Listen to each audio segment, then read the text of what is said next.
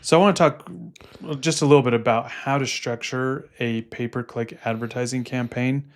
Now, what pay-per-click advertising is, like it's like Google Ads, Microsoft Ads, and basically you don't pay unless somebody clicks on your ad. So you can show for free, but then once someone pays you, or once someone clicks, then that's when you pay. And so with Google Ads, there's a lot to it. I want to just focus a little bit on campaign structure. So in Google Ads, you have campaigns. In campaigns, you have ad groups. And in ad groups, you have keywords. Now you create ads on the ad group level, and you have groups of similar ad groups on the campaign level. Okay, so it's kind of like a little funnel. Yeah, funnel, right. And so a lot of people ask, like, what's a good campaign structure? And my answer is there's not just one way to do it. Right. There's lots of different ways depending on what your goal is as a company. However, if you want just a very quick and easy way to structure your campaigns, I would look at the main menu on your website and use that as a guide. So say you were selling like clothing, right? Okay. So you might have men's clothing, women's clothing, or apparel if you want to get. Oh, you're saying fancy. so almost like use the collections of, if you're an e-commerce business, Yep. use the collections of what you're selling to as the structure of your campaigns. Yeah, I think that's a good way to start. Makes sense. Now, once you do that, I would split them. So say you have men's apparel. You want to split them in brand and non-brand. And what that means is people searching for your brand's name with like apparel or shirts or pants or whatever attached to it. Okay. Okay. So the reason why I recommend doing that is because you want to be able to control your budget, what's being spent on branded terms versus non-branded terms. And we talked a little bit about this in a previous episode of like people saying, oh, it's a waste of money to spend ads on your branded terms because people will purchase anyway.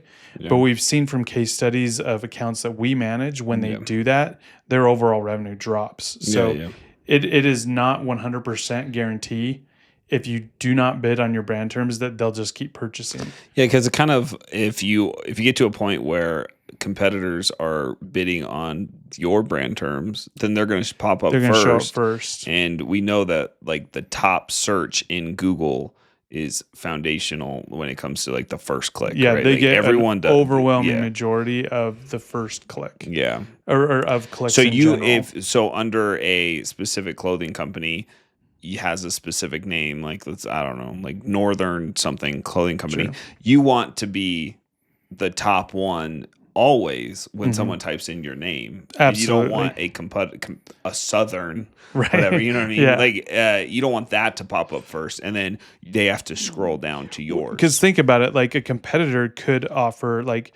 target your brand specifically and offer a discount. Yeah, that makes sense. right? If they sell something similar. And so typically, this isn't always the case, but typically, if you bid on your own branded terms, you get it a lot cheaper than what your competitor would. And so, like, because Google Ads looks at relevance, like how relevant is this search term to what you're selling on your website? That makes sense. Okay. So if we'll call it North Point Apparel. Okay.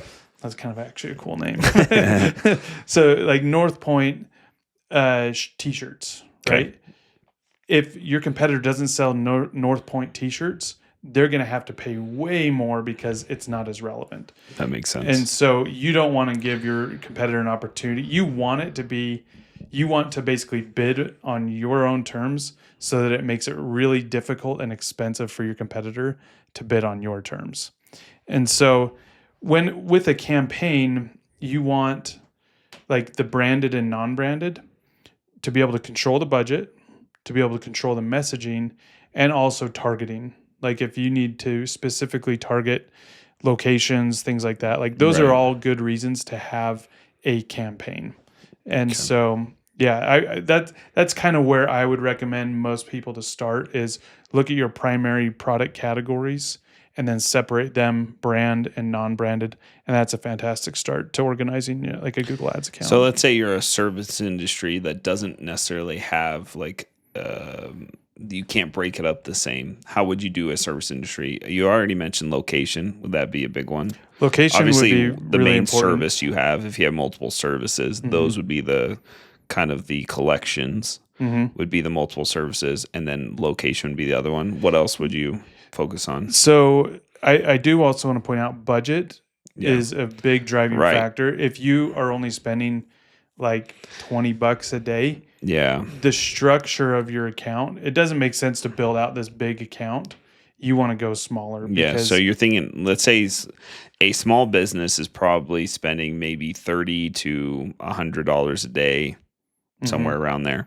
How many, like a $30 campaign or a day budget, how many campaigns are you going to set up? 1 to 3 max. All right. 3 even is stretching it a little bit. Yeah. We recently organized an account for a client to where they offered 3 different services, and they're spending about $33 a day. Yeah. Which is pretty low, especially if it's a high end service, which this one is. Like, Yeah. typically it's pretty expensive. It's kind of testing the waters, yeah. start getting started, but it's nothing big yet. right, and so yeah, 1 to 3 max for that low of a budget. I probably more like 1 to 2 campaigns on that kind of a budget. If you're looking at $100 a day, which would be about $3,000 a month in Google Ads, how many campaigns are you setting up? If you're 3 to 5. okay, still relatively small, Yeah. obviously, and but it gives you enough to, let's say you're a clothing company, you're spending $3,000 a month and $100 a day. It gives you enough to separate your collections, like we talked about, and probably have a branded terms campaign as well. So that gives you at least some leeway to play with. Yeah. Obviously, the bigger the budget, you can do a lot more testing. Yeah, you can get more granular in like your targeting and messaging, things like that. It's definitely helpful, and I typically see a lot more success in higher advertising budgets than the lower ones, just because Google doesn't have as much data to work with on the lower budgets. That makes sense. And so it's harder. It takes longer to see results because, Google's AI algorithms, they need time, they need data. And if we're just bringing in tiny little bits of data, it needs a lot longer to be able to accomplish that. If you're a small business owner, whether you hire somebody or you're setting up yourself, what's the time frame that you expect results for either leads or for it to be really effective, where you're like, oh wow, this is really working? Well, that's the great thing about these advertising campaigns. If you're targeting the right keywords, the right audience, you can see results within a couple days. Yeah, right. Which is amazing, because with SEO, it's a very long play with SEO. The efforts that you put in now are going to come to fruition in 6 to 12 months. Yeah. But with ads, you can get results within a week, which is pretty incredible. Thanks for listening. Every week we go over news, tips, tricks, and best practices to help you grow your small business. So follow and subscribe below.